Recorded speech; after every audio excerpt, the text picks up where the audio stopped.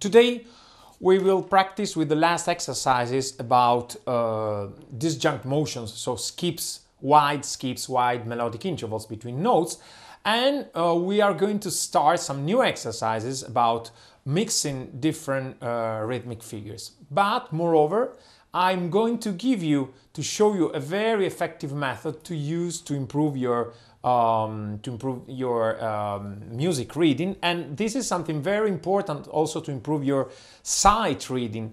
To sight read means when you take a sheet music for the first time and you are able to read or to play it on the spot.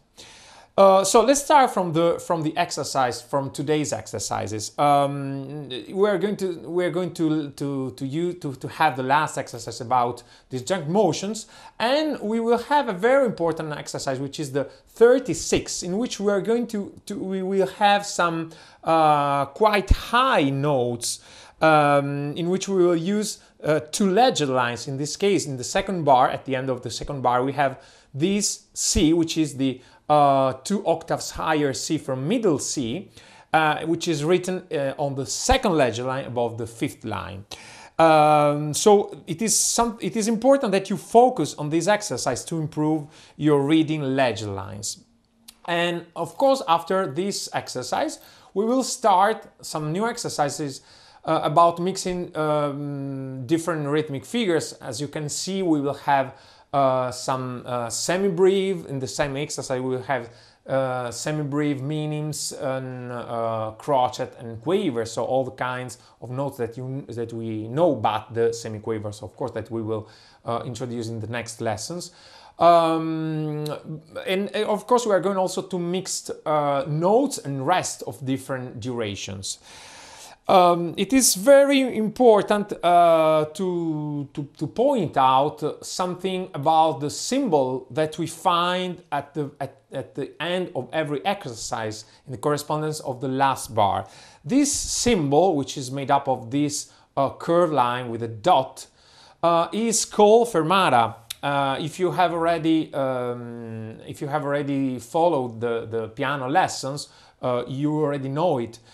However, this is called a fermata, and this symbol tell us to prolong the sound or silence, because it is placed either on above or below a note or a rest. So we have to prolong the sound or silence as much as we want. For example, in this case, in the case of this C note, rather than having 4 beats, we will have something which lasts longer. So something like this, for example, C.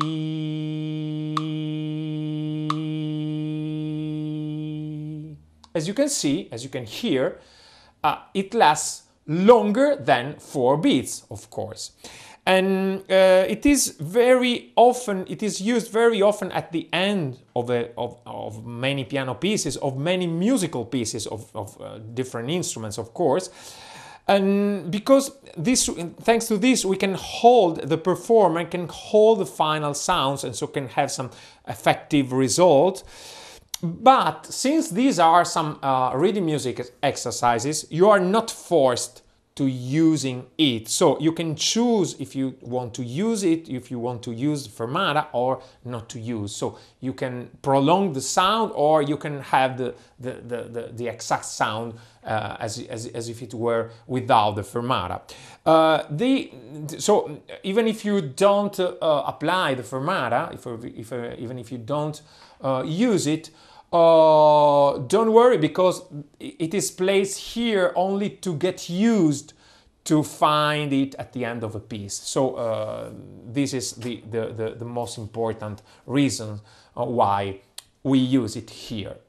Okay, once we have covered new exercises, I want to point out something about a very common method which is used by many musicians to read and also to play. And it is very, very effective and very, very easy. So, to understand this method, I want to, let's imagine we have these 2 bars and we have to read them. So if I read them, I have something like this, for example, C, A, D, B. Okay, this is right. So when someone start practicing, start learning reading music, it happens that he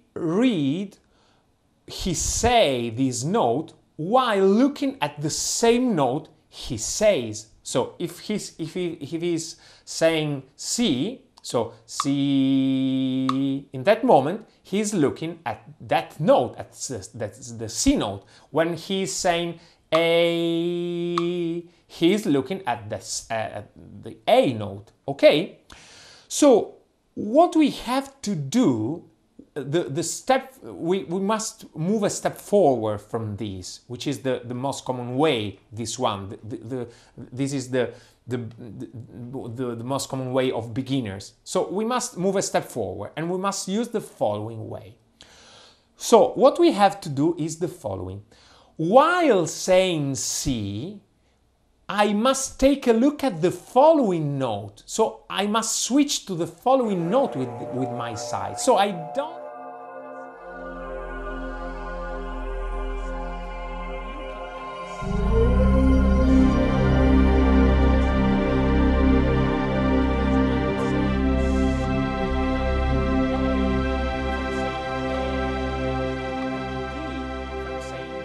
I'm looking at B, okay? So I always must